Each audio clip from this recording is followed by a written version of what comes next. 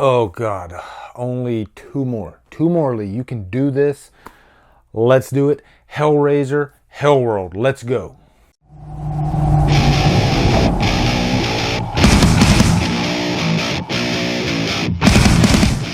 Hellraiser Hellworld stars Lance Henrikson, Henry Cavill, and is directed by Rick Bota.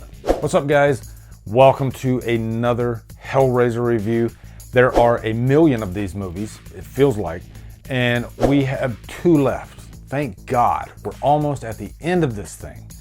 And even if these movies were great at this point, because the recent ones have been so bad, it's almost like I'm done. I have no words. This freaking franchise. Oh my God. Oh, and also, I had to show off this lament configuration that my good friend Matt, who we served together in Afghanistan, he's a really good friend of mine, and he has a 3D printer. And so he actually made this. Check this out. This thing actually opens. So I'm not gonna drop that down all the way though, because then Pinhead will come in here and we don't want that, right? So yeah, not doing that, but I know better. But yeah, that is a lament configuration box. Check that out though, guys. Isn't that awesome? So thank you, Matt, for making that for me. I really appreciate that, good sir. But Hellraiser Hellworld is interesting. It's different because it stars Henry Cavill. That's one of the interesting things about these horror franchises that have so many entries. A lot of young stars, they get their starts in these horror franchises, like Paul Rudd from Halloween 6, like Adam Scott from Hellraiser Bloodline. Well, now we have Henry Cavill in this movie. But also we have Katherine Winick from Vikings, who is pretty damn stunning in this movie. I'm talking like physically, she looks gorgeous. But first, let's get into the plot. Hellraiser Hellworld, it reminds me of Halloween Resurrection a bit. You got this group of young people, their friend dies, and so a couple of years later, they end up going to this hell world, is what it's called.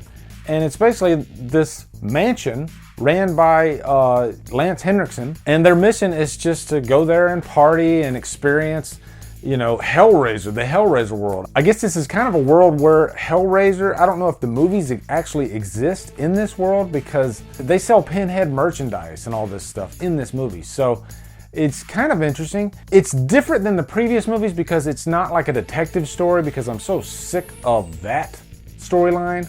So at least they tried something different. But once they get into this house, then fantasy and reality start meshing quite a bit, and it gets a little weird, and the death scenes, you don't know if they're real or not, to tell you the truth. So the movie really plays with the mind. And in that last act, you know, it comes to light that Lance Henrikson wanted to take revenge on these kids because his son died. Now, let's start out with the pros, because there are a couple things I did like about this one.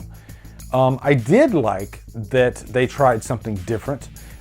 It's a very colorful looking movie, actually, and it does keep your interest the best it can, actually. It is interesting, too, to see, you know, Henry Cavill and Katherine Winick in these early roles, and you could tell that they are giving it their all. Maybe that's the reason why they are where they are today, because at least they tried to do something with the part. You know, at face value, a part like this, there's only so much you can do with it, but you kind of have carte blanche to do anything you want with it. You know, you aren't confined to, say, like Christopher Nolan or a James Cameron, who wants you to specifically do exactly what they want you to do on screen. You know, because I'm sure Rick Bota didn't think that this movie was going to be like, you know, groundbreaking or anything. This is like the 8th or 9th Hellraiser movie. So if you're a young actor coming onto this thing, have at it. Do whatever you want. And also, the visual effects are pretty damn cool in this, actually. Gary Tunnicliffe, who directed the latest Hellraiser movie, Judgment, had a pretty heavy hand in the earlier Hellraiser movies all along, as far as the visual effects go and the practical effects. And he does a pretty damn good job.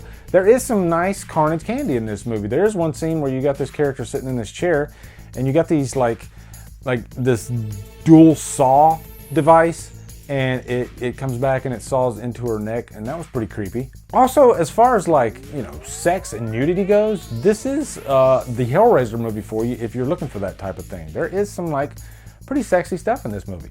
And you got a bigger name like Lance Henrikson to prop the movie up a bit, to give it a little bit of gravitas. And Lance Henriksen's always great. You know, whatever he does in a movie, he's just a natural actor. He does have a presence about him. So I didn't have a problem with Lance Henriksen at all in this movie. Now, for the cons, you don't really care about any of these characters at all. It is kind of hard to get invested in what's going on in this movie because a lot of it is ridiculous.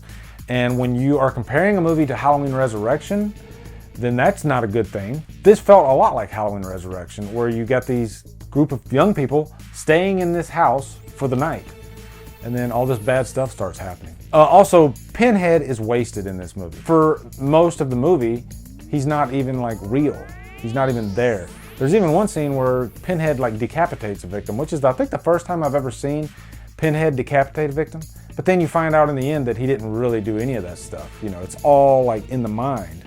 And they did die, but they died because of what was going on in their mind. So as far as like a good old Hellraiser movie, like say the first two movies, you're not gonna get that at all with this movie. Which is a big thing about the Hellraiser series. You know, you have the coolest looking killer or horror icon, and you waste him with every single movie. It's an interesting discussion to have, you know, with a character like this, that they can't find anything really interesting to do with him.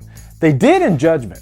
So to Gary Tunnicliffe's credit, I was actually into Judgment. There were some really interesting ideas in that movie, and it was nice. Because in this movie, like the previous 5 or 6 movies, it's nothing that I would ever want to watch again. But it's not the worst of the bunch. I can give it that. So I'll give it like a low humdrum, because I did have some enjoyment out of the movie. And it was nice to see, you know, a young Katherine Winick and Henry Cavill. And it's also interesting that this movie came out the same year as Hellraiser Deader, 2005. Both these movies came out.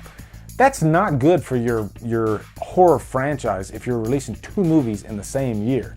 What the hell were they thinking? So anyway, guys, that is my review for Hellraiser Hellworld. I actually said Hellraiser Deader, and I had to re-say it because these movies are meshing into each other. But post below in the comments your thoughts on this movie. Let me know what you guys thought. Also, be sure to come over to Killer Flicks, where we talk horror all day and every day. And on Fridays, we do Free For All Fridays. If you like what I'm doing, hit that subscribe button. I'd really appreciate it. Follow me at Drumdums on Facebook, Twitter, Instagram, Letterboxd, and now Stardust. Anyway, guys, thank you so much for watching. Have a great day, and Drumdum out.